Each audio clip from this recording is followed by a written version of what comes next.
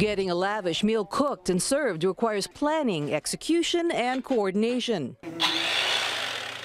Brain health researchers at Cleveland Clinic say organizing and prioritizing is a good test of cognitive skills. It can also help uncover a memory issue in loved ones. If your mother, grandmother, father, somebody like that used to be perfect, you know, they had the ingredients and they had the order and they knew exactly how to prepare a meal, and now they're struggling.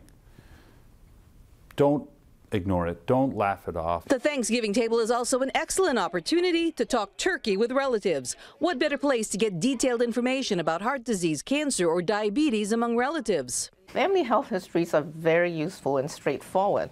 We talk about it naturally at Thanksgiving tables especially.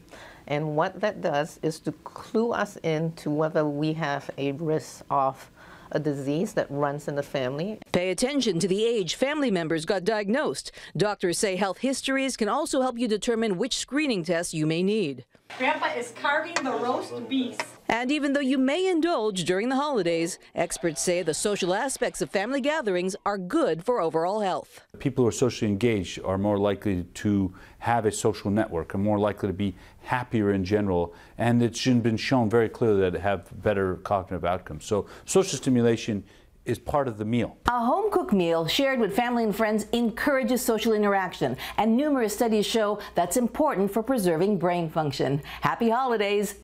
Hello, I'm Mark Brown. Click the ABC7 logo to subscribe to our Eyewitness News YouTube channel.